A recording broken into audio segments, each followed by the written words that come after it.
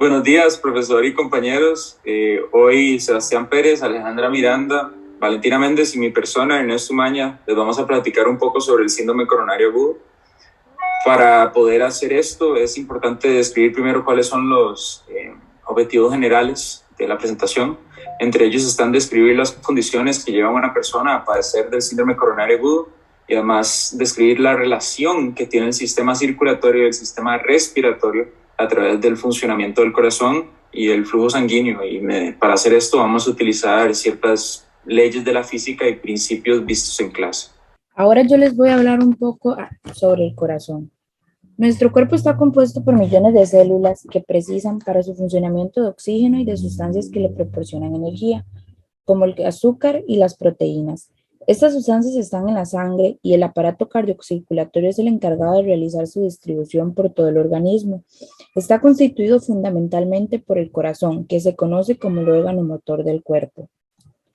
El corazón es una máquina extraordinaria que durante su vida tiene la misión fundamental de bombear la sangre para que ésta circule de forma continua a través de los vasos sanguíneos, transportando oxígeno y nutrientes a todas las células del organismo.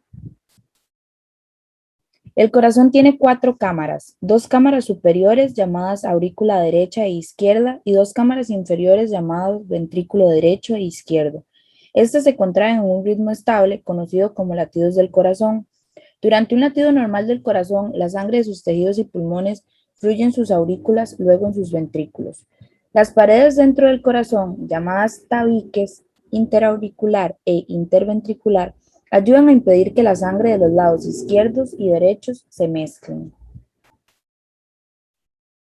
Existen 2 válvulas que funcionan como puertas entre las aurículas y los ventrículos para impedir que la sangre fluya hacia atrás en las aurículas. La válvula tricúspide se abre en su ventrículo derecho y la válvula bicúspide, también conocida como la válvula mitral, se abre en su ventrículo izquierdo. Los tejidos delgados pero fuertes, llamados cuerdas tendinosas, sostienen a las válvulas en su lugar durante las contracciones efectivas de sus ventrículos. Luego están las células marcapasos, que estas generan señales eléctricas dentro del corazón. Las células del músculo del corazón son llamadas miocitos y estas se contraen como grupo. Estas células crean estos impulsos rítmicos que establecen el ritmo de bombeo de sangre, o sea, controlan directamente el ritmo cardíaco. El corazón está dividido en 2 mitades, derecha e izquierda. Estas trabajan juntas como una bomba doble. Sobre el lado derecho del corazón, la sangre desoxigenada de los tejidos corporales fluye por las venas grandes, llamadas la vena cava inferior y superior, hasta la aurícula derecha. Luego la sangre viaja hasta el ventrículo derecho, que se contrae y envía la sangre fuera del corazón hasta los pulmones para recoger oxígeno y deshacerse del dióxido de carbono. Sobre el lado izquierdo del corazón, la sangre rica en oxígeno de los pulmones fluye por las venas pulmonares hasta la aurícula izquierda. La sangre luego pasa a su ventrículo izquierdo, que se contrae y envía la sangre fuera del corazón a través de la aorta para alimentar las células y los tejidos.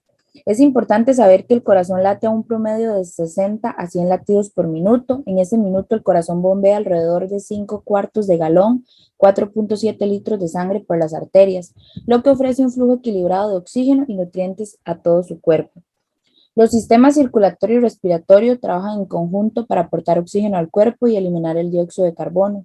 La sangre oxigenada fluye por los capilares en el resto del cuerpo. Y por último, la sangre difunde oxígeno hacia las células y absorbe dióxido de carbono. El síndrome coronario agudo es una patología que se da básicamente cuando hay una obstrucción en una arteria coronaria, causando que el miocardio o el músculo estriado cardíaco se infarte por una falta de oxígeno. El síndrome coronario agudo también se puede ocasionar por múltiples factores. Dentro de ellos están la arteriosclerosis y los vasospasmos, de los que vamos a hablar más próximamente. El síndrome coronario agudo es la principal causa de muerte en todo el mundo y por eso es sumamente importante que todos los profesionales de salud y futuros profesionales de salud sepan un poco más de esta patología. Estas alteraciones en la morfología habitual de los vasos sanguíneos que irrigan el músculo del corazón puede relacionarse altamente con la física de fluidos mediante la ecuación de Bernoulli. y los diferentes principios que próximamente vamos a hablar. Una de las causas más comunes de síndrome coronario agudo es la arteriosclerosis. Esta se define como la acumulación excesiva de lípidos, colesterol y otras sustancias en las paredes de las arterias, formando una placa. Estas alteraciones provocan una constricción en las arterias, lo cual puede implicar serias consecuencias para la salud del paciente. Por ejemplo, una acumulación excesiva de lípidos puede llegar a obstruir por completo el flujo sanguíneo, provocando la muerte de las células cardíacas debido a una falta de oxígeno. Una constricción de las arterias también altera el comportamiento del flujo sanguíneo de distintas maneras, como por ejemplo su velocidad y presión. Los conocimientos en el campo de la física nos permiten entender estas alteraciones. Por ejemplo, las consecuencias de las arteriosclerosis pueden ser analizadas mediante el principio de Bernoulli. El principio de Bernoulli afirma que si aumentamos la velocidad de un fluido, por ejemplo, haciéndolo pasar por una sección más estrecha, la presión que ejerce este fluido será menor, pero si disminuimos la velocidad, la presión será mayor. La razón por la cual esto sucede tiene que ver con el hecho de que el principio de Bernoulli se trata de una expresión de la ley de conservación de energía.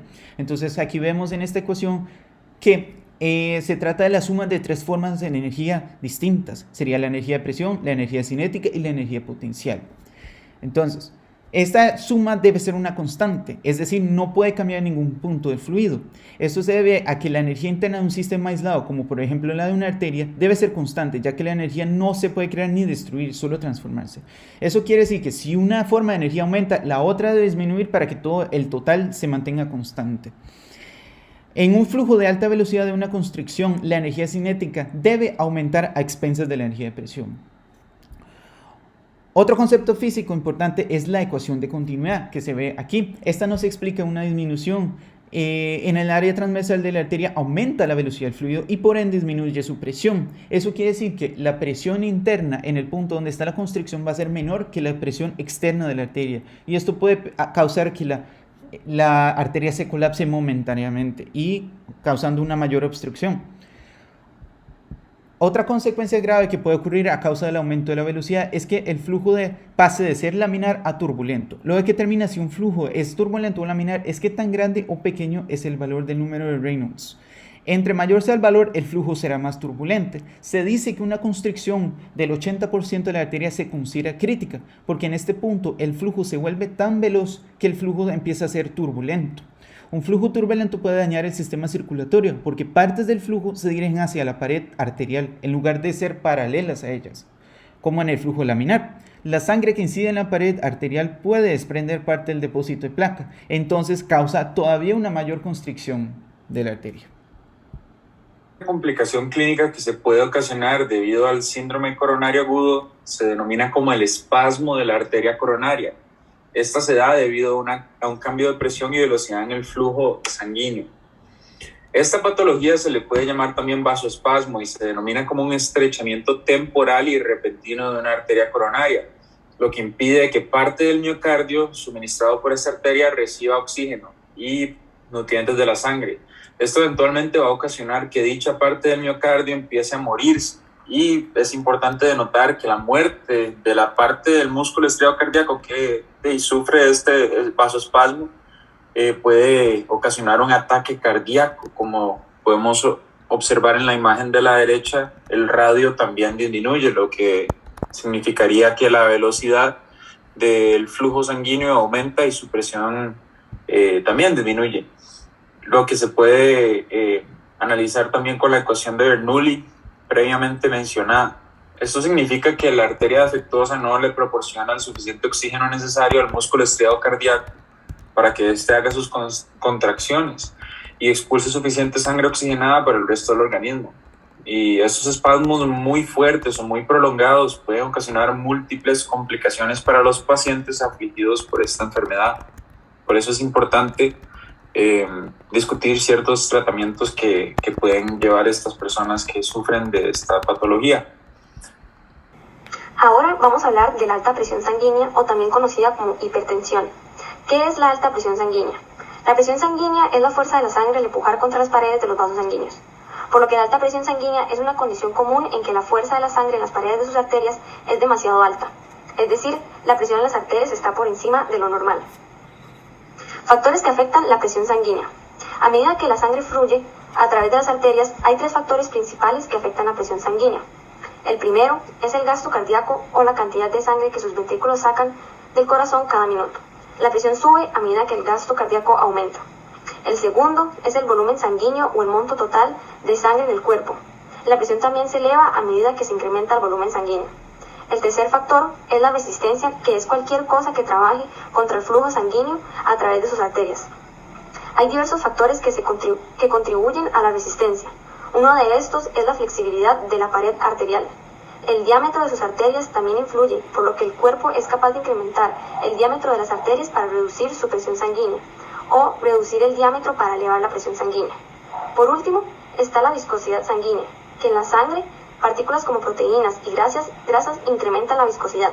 Entonces, entre más espesa la sangre, más se eleva la presión sanguínea, por lo que el corazón va a tener que hacer más trabajo para poder empujar la sangre a través de las arterias. ¿Qué instrumento se utiliza para la medición de la presión sanguínea? La presión sanguínea puede ser medida con el infogomanómetro o también conocido como tensiómetro. Para la utilización de este se comienza palpando el brazo en busca del pulso de la arteria braquial, que es donde se colocará el diafragma del estetoscopio, y la banda que se localiza alrededor del brazo se infla para detener el flujo de la sangre en la arteria. Mientras que se desinfla la banda, el médico utiliza el estetoscopio para escuchar el bombeo de sangre a través de la arteria. Valores óptimos de presión arterial. Cuando el corazón late, la presión de la sangre que se da en las paredes de las arterias se llama presión sistólica, es decir, cuando los ventrículos del corazón se contraen. La presión diastólica es cuando el corazón se relaja entre latidos y se llena el corazón de sangre.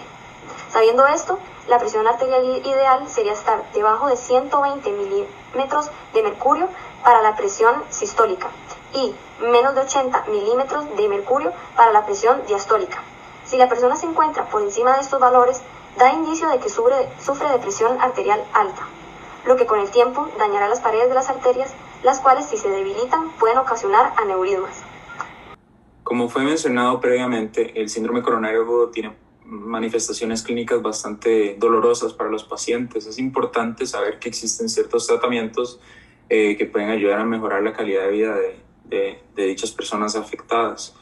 Entre ellas existe la terapia de oxígeno para suministrar más oxígeno a la sangre. También el médico puede recetar ciertos fármacos como los anticoagulantes que evitan que se formen coágulos sanguíneos que obstruyen el flujo normal de la sangre.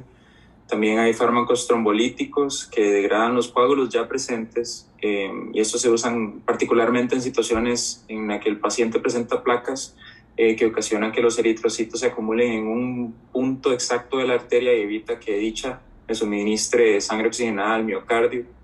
La glicerina y la morfina también son fármacos sumamente utilizados que lo que hacen es que relajan las arterias coronarias y por ende alivian el dolor de la angina de pecho, que es una de las manifestaciones clínicas más frecuentes en estos pacientes. La angina de pecho es básicamente un dolor que se ocasiona por los vasospasmos o por una obstrucción de las arterias coronarias y es sumamente intenso.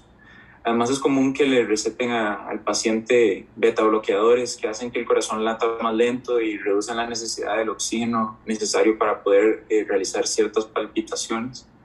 Y en situaciones que lo meriten, también es importante analizar la opción de procedimientos quirúrgicos que lo que hacen es básicamente lo mismo que los otros, pero cuando no funcionan se utiliza la cirugía. Por ejemplo, hay un método quirúrgico muy interesante que se llama la angioplastia coronaria, que consiste en insertar un catéter con punta de globo en una arteria coronaria que posteriormente se infla y deja un dispositivo similar a una malla. Y entonces esta malla lo que hace es que mantiene la arteria coronaria abierta y evita los vasospasmos, reduciendo la angina de pecho, como les mencioné previamente. Finalmente, se puede concluir que el síndrome coronario agudo es una patología sumamente letal y compleja de estudiar y analizar. Esto se debe a que hay múltiples factores que conllevan una obstrucción coronaria y pueden provocar que este individuo muera. El trabajo ejemplifica la aplicabilidad que puede tener la física de las ciencias médicas y la medicina en especial, ya que ayuda al lector a entender un poquito mejor cómo reacciona el flujo sanguíneo ante una obstrucción patológica como puede ser la arteriosclerosis o los vasospasmos. También es importante denotar que los conocimientos de la física afirman que las diferentes características de los fluidos, como la presión, la velocidad, la viscosidad y la naturaleza de su flujo, puede afectar directamente el funcionamiento de un sistema entero. En este caso sería el sistema circulatorio, uno de los sistemas más importantes de todo el cuerpo. Finalmente, es importante agregar que se pueden contemplar otros factores como la anatomía y la fisiología del sistema cardiovascular para poder entender las diferentes manifestaciones clínicas que pueden presentar los pacientes afligidos, y por eso es importante mencionarlas en esta presentación. Y finalmente aquí tenemos algunas preguntas generadoras que les vamos a compartir y para que ustedes puedan participar y poder integrar toda la información que les acabamos de dar. Entonces las primeras preguntas